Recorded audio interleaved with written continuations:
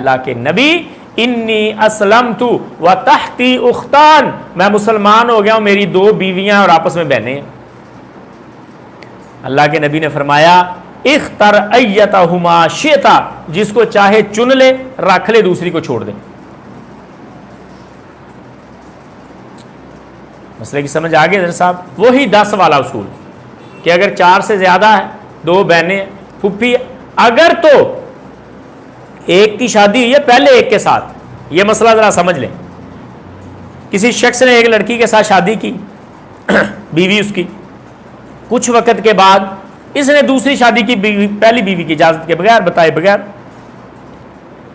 ہو سکتی ہے۔ پہلی بیوی کی اجازت ضروری نہیں ہے، یہ کوئی پاکستان کا قانون نہیں ہے، شریعت میں پہلی بیوی کی اجازت ضروری نہیں۔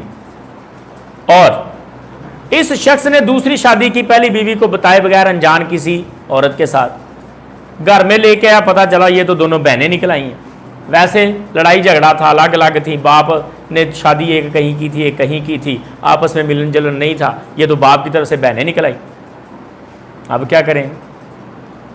اس شخص کا حل آپ نے کل پڑھا تھا، دوسری کو چھوڑ دے گا، پہلی کو رکھے گا، کیونکہ پہلی کا نکاح قائم ہے، دوسرا نکاح ہوا ہی نہیں۔ لیکن اگر مسلمان ہونے سے پہلے کی ہیں یا دونوں اکٹھی کی ہیں، کیونکہ مسلمان ہونے سے پہلے کی جو کی ہے اس کا بھی مطلب ایسے ہی ہے جیسے اکٹھی کی ہیں دونوں، کیونکہ جب اسلام میں داخل ہوا تب دونوں اس کی بیویاں تھیں۔ اسلام کے رول تو تب نافذ ہونے نا جب مسلمان ہو جانا ہے، پہلے تو نہیں نافذ، چاہے ایک 10 سال پہلے کی ہو، ایک 10 سال بعد کی ہو۔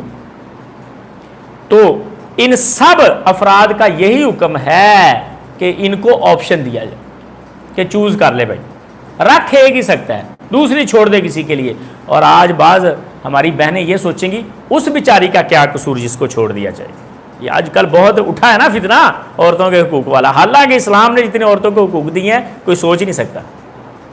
یہ ویسے ہی ہے جیسے کوئی بندہ غریب محتاج روٹی سے تنگ ہو، کوئی اس کا ہاتھ پکڑ کے اسے جاب دے دے، کل کو یہ درست ہو تندرست ہو، گھر بن جائے، ساری چیزیں بن جائے، اس کو کہے تو اپنی لیبر کے حقوق مارتا ہے۔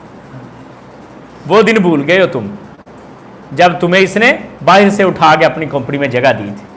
اے اللہ کی بندیو، وہ دن بھی یاد رکھو جب تمہیں کوئی سمجھتا کچھ نہیں تھا، اور لوگ سمجھتے تھے کہ عورت کو حیض آتا ہے، عورت ناپاک ہو جاتی، کمرے میں بند کر دو اس کو۔ اور یہاں تک برے مذاہب میں چل رہا تھا کہ خامد فوت ہو تو سمجھو بیوی کا ہاتھ ہے، بیوی کی وجہ سے مرا، اس کی نصرت کی وجہ سے مرا ہے، اسے بھی ساتھ ستی کرو، جلا دو۔ یہ ہندوؤں میں موجود رہا ہے، آج تک موجود ہے کہ جس عورت کا خامد فوت ہو گیا کہتے ہیں یہ نحوس ہے، منحوس ہے، اس کی نصرت کی وجہ سے اس کا خامد فوت ہوا ہے، اس کو بھی ساتھ جلا دو۔ اور اللہ کے بندو، ان حالات میں اسلام نے آپ کو عزت دی ہے میری بہنوں۔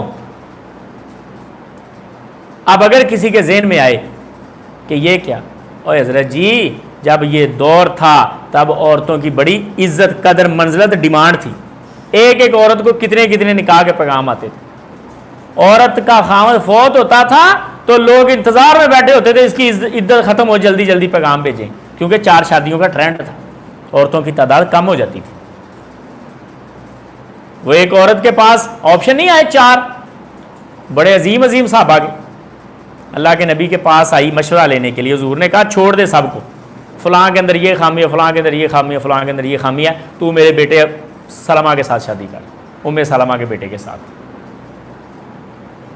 کیونکہ شادیاں زیادہ ہوتی۔ اب عورتوں کی زیادتی اس لیے نظر آتی ہے کہ یار جو بیچاری چھوڑ دی جائے گی اس کے ساتھ شادی کون کرے گا، وہ تو رہ جائے گی ساری زندگی، کیونکہ آپ نے ہی یہ غلطی کی ہے کہ خامدوں کو روک دیا ایک شادی، اس لیے بیچاری جو رہ جاتی وہ رہ جاتی۔ اگر ہم اصولوں پہ چلتے تو عورتوں کی قدر اتنی ہوتی جتنی اس دور میں تھی، کوئی عورت کسی کے انتظار میں نہ بیٹھی رہتی، رشتوں کے اتنے آفریں آتی۔ اسلام آپ کے بارے میں آپ سے زیادہ سوچتا ہے، جو آپ کو لگ رہا ہوتا ہے ہمارے بارے میں صحیح ہے، بس اوقات اسلام کو جو لگ رہا ہوتا ہے وہ زیادہ صحیح ہوتا ہے۔ اسلام نے جو 4 شادیوں کا حکم دیا یہ عورتوں کے حق میں ہے، خلاف نہیں ہے، سمجھے اس مسئلے کو۔ چلیں جی آگے، نبی علیہ الصلوۃ والسلام نے فرمایا اختیار دیا جائے گا جس کو چاہے چن لے۔ اور آگے پھر امام صاحب 1130 نمبر روایت لے کے آئے زحاق بن فیروز الدیلمی کی، کہتے ہیں میں نے کہا اللہ کے نبی اسلمت و تحتی اختان، میں مسلمان ہو گیا ہوں اور میرے پاس 2 بہنیں ہیں، آپ نے فرمایا جس کو چاہے چن لے. نہیں نہیں نہیں نہیں نہیں کسی بھی طریقے سے بہنیں ہو. پہلی قسم ہے سگی بہنیں جن کی ماں اور باپ سیم ہو، وہ بھی بہنیں ہیں. دوسری ہیں علاتی بہنیں، باپ سیم ہو مائیں الگ الگ ہوں. تیسری ہیں اخیافی بہنیں، مائیں سیم ہو باپ الگ الگ ہوں. چوتھی ہیں رضائی بہنیں، کسی قسم کی دو بہنیں جمع نہیں ہو سکتی. اخوت کسی طریقے سے بھی ثابت ہو گئی، بہنیں خاوند کے تحت جمع نہیں ہو سکتی. مسئلہ ہی سمجھ آ گیا حضرت صاحب؟